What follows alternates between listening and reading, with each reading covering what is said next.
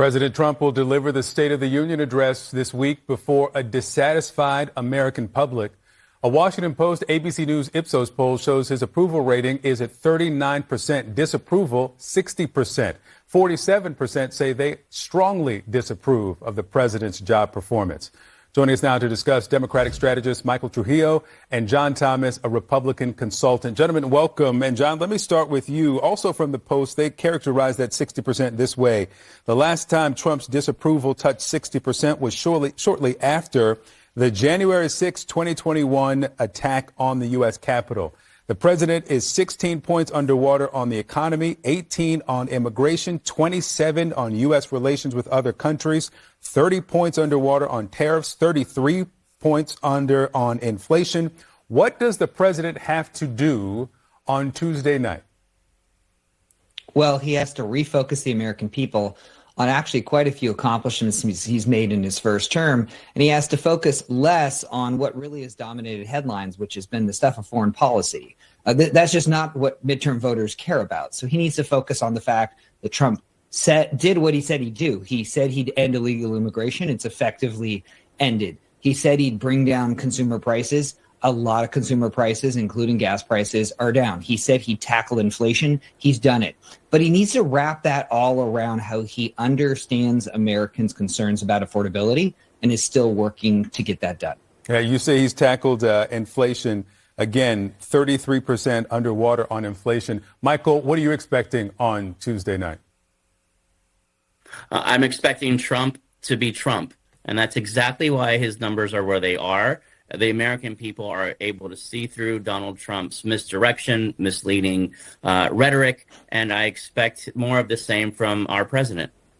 And Michael, if the president is doing such a poor job at these issues that Americans care about, there's another finding here that's a bit concerning, I'd imagine, for Democrats on the question of which party they trust to handle the issues most important. Put it up on the screen.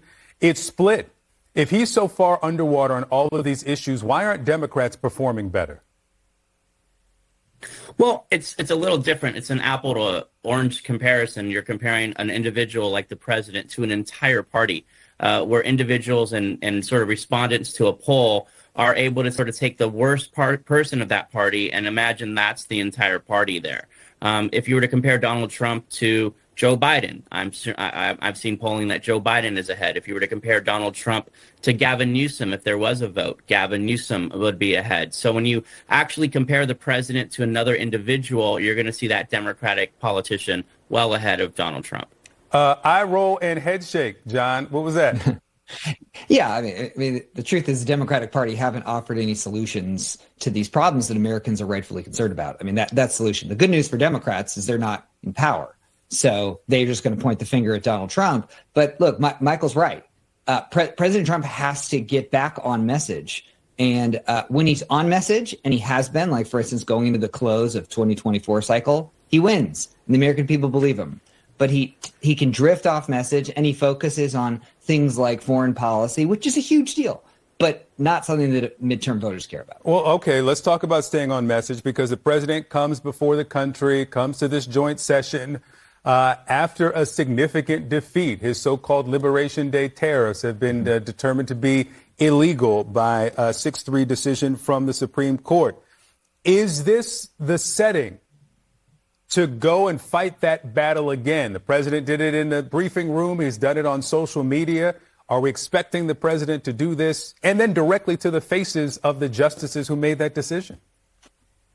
Well, that's the really most interesting thing, is that the justices are going to be mere steps away from the president. So I have a feeling the president's going to have a few choice words for them. But truthfully, the administration, unfortunately, was anticipating that SCOTUS was going to rule against the admin on this and on tariffs. And so they've already come up with workarounds, specifically shifting tariffs to Section 232 that the courts did show that the president has authority on. But here's the broader issue. Like, tariffs or Supreme Court opinions really don't matter to everyday voters. And it's the president's job to focus on saying, I'm leveling tariffs because I'm bringing manufacturing jobs back to Americans, and I'm rebalancing trade. He needs to talk about how what he's doing at a tariffs level affects everyday Americans. That's the president's job. Well, he may be wanting to bring manufacturing jobs back to the United States, but the BLS numbers and what we've learned over the last year plus is that many of those manufacturing jobs are not coming back to the U.S. John, Michael, let me come to you. Yeah. Go ahead. If you got a note, give it to us. Yeah. I was just going to say this is the rub, that manufacturing jobs, there's a lag. We have seen promises for increased foreign investment into the U.S., but look, to spin up a new plant can take years, sometimes longer than this president has. So that is the rub. Sure. Michael, to you, what are you expecting from Democrats on Tuesday, in addition to their responses, what we hear from the Democratic response? But at the last joint session, March of 2025, they held up signs that said, that's false, or Elon Musk steals. There was one congresswoman who held up a sign that just said, that's a lie. Are you expecting that from Democrats? Well, I think in that instance, the Democrats are telling the truth about President Trump's message. Look, we're in the middle of an affordability crisis. We're in the middle of a housing crisis. The price of things are just going up when you look at your grocery bill. And that's because of tariffs. Tariffs are taxes. And when 66% of the president's own justices, rule against him, it tells you that even the president's common sense on what he thinks tariffs do are wrong. And so it was interesting to see his justices tell him he was wrong. It's interesting to see the American people through this polling tell him that he's wrong. And when he goes in front of a joint session of Congress, it's going to be interesting to see how Democrats and a majority of Congress tell him that he's wrong as well. Well, we have heard some announcements from Democratic members who say they're bringing with them as their guests survivors of Jeffrey Epstein's abuse. So we will see some of them on Tuesday night. Michael, John, thank you for the conversation. And CNN, of course, will have in-depth coverage and analysis of President Trump's State of the Union Tuesday night at 8 p.m.